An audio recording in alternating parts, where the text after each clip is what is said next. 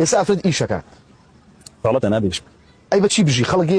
دەزمایی نییە ابي بياوي ابي باوكي براي تۆ ابي اگر كسي شي نبو ابي دولت بيجيني دەوڵەت هەیە ابي عطائي بو بنيره ماله عائشه خادم رسول الله صلى الله عليه وسلم وفاتي كذبوا كسي لما ابو عمر كل خطاب عطائي بو نادى ماله صلاه ئێستا لا ئەنفعلەکەیە يسبوا افدان دا ما فناكن بلين كسمانيه بحكمه فارما بو بنيره ماله بيجي حکومت پارێزی زیینون نییە بیان جانوەری مردووە حكمه بو نيتي اي بو ملها وشتانه هيانه وبو كومبانيا وشتانه هيانه وبو وداني خلق هيانه وبو او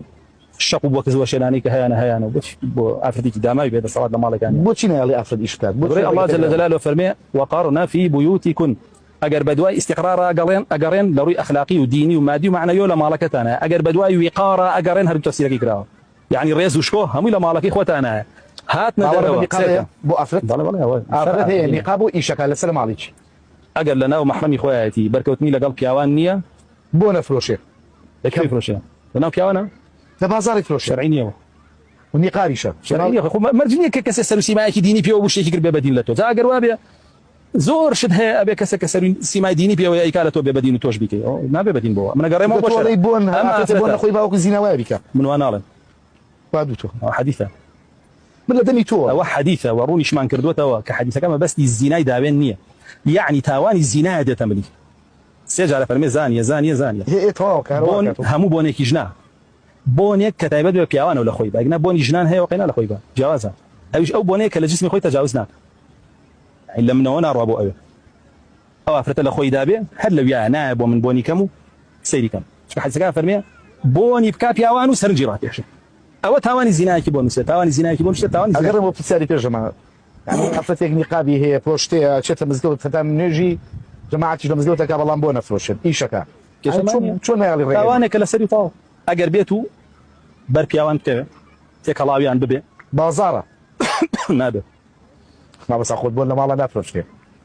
خۆبوون لەوانەیە بۆنی تایبەت بە ژنان بفرۆسێ ئەش بفرۆشێت توانێ و کاڵایانی کە ژنان پێویستیانە بەعام بیفرۆشێ و کێشەی نامێن بەس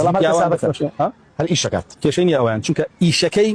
نابێتە هۆی بەرکەوتنی لەگەڵ حرام یعنی ئافرەتێک بۆی هەیە لە دوکانێکە شتی ئافرەتان فرۆشی ئاساییە سەنەوە باشتر ئەزانی بۆ خێزانەکەی بڕوا لە پیاوێکی بکرێ بالەوی بکڕێ ئەو بۆ ڕێگە پێدراوە ئەویش ناچار بێ ئیگناگەر پیاوی هەبێ هەر ئەبێ پیاوەکەی بژێنێت ڕۆژنامەنووس ئیشی ژنانیشی پیاوە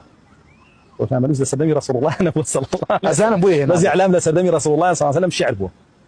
إعلامي بياوا إعلامي رسول الله صلى الله عليه وسلم بياوا من إعلام أو كاتب شعر هبوا إعلامي رسول الله صلى الله عليه وسلم بياوا إعلام قريش بيا يشانه بوجني شانه بوا روزنامه‌نووس پیش روزنامه‌نووسی ما مثلا جوابهم بيتو پیش روزنامه‌نووسی بوجه حرامه أو كي تستلف زين وكامل مكياج وخوي درخاو إتر بهر شيء ويبي وخوي بيشاني بياوانه أو هوا لخينته والله پیش روزنامه‌نووسی كم دروزنية من في ظلمه بنقابك هذا كم فتواك من بيتي حرام يا حلاله وكو خو من اوي كبيقش ولا دليل ولا شرع فيهم دروس نية دروس حرامه لا دروس نية يعني حرام او صاحب شو شرك يبون ولا بس والله اخو انا زان حرام خوش يعني توشي حرام بون بس كان هذا طبعا ها انا قداري دينكينيه قداري دينكي بي اوي كشرع داينا ولا سر افرت طبعا بس افرتاني كان كغير اسلامك افرتاني كقبول يعني وقوه فيمانيست او بابته اجتماعي